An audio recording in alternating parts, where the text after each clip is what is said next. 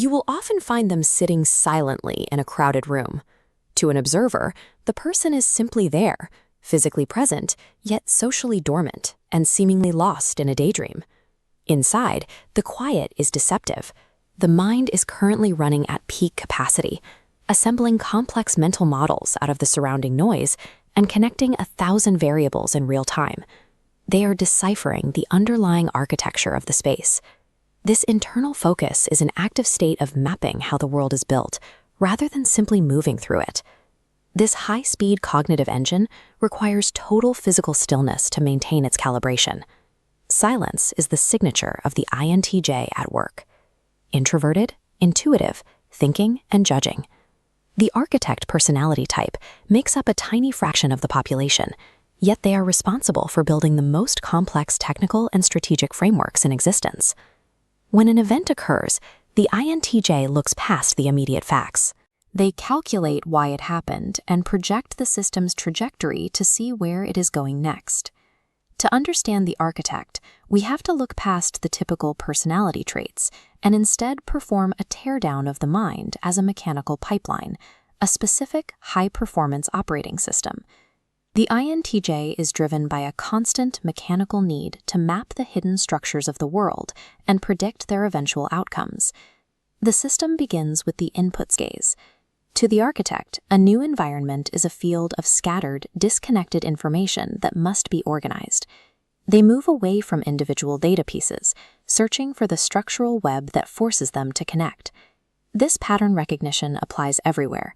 They identify identical underlying structures in human behavior, financial markets, and even their own mistakes. This method generates extreme efficiency. By isolating the single rule that governs a system, the INTJ effectively masters 10 different problems with one solution. For this mind, the satisfaction lies in understanding the hidden architecture. Simply knowing how to operate a system is never enough. Once the pattern is identified, the system moves into the processing phase, where the data is projected forward in time. This is the 5 moves ahead protocol. A single decision is calculated as a sequence of branching consequences, mapping the future before it arrives. This constant scenario generation prepares them for failure. When the initial strategy hits an obstacle, the alternative path is already mapped. Because the engine is locked on future outcomes, short-term gratification offers no incentive. They can dedicate years to a solitary project, or the mastery of a specific skill that has no immediate reward, fueled entirely by the data of the eventual result. This processing engine is powered by the realization of the finished vision. Appearances and immediate feedback are irrelevant to the internal calculation. The core engine of the entire system is a fierce internal independence. It dictates a path based on logic, regardless of outside influence.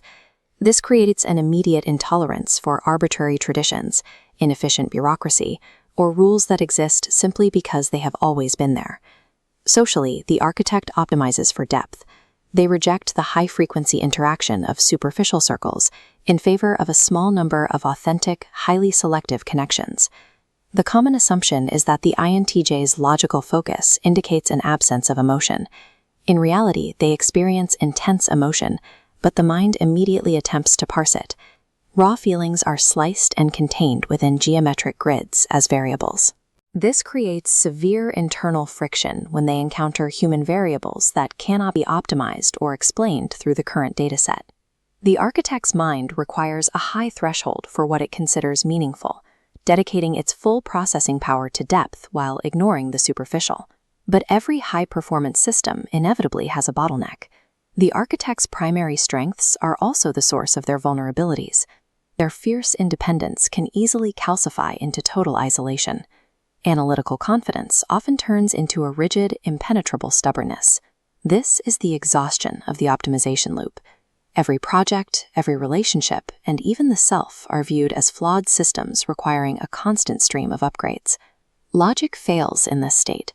The architect tries to apply a solution to situations where the only effective move is patience or presence. The system breaks when it attempts to fix things that are not actually broken.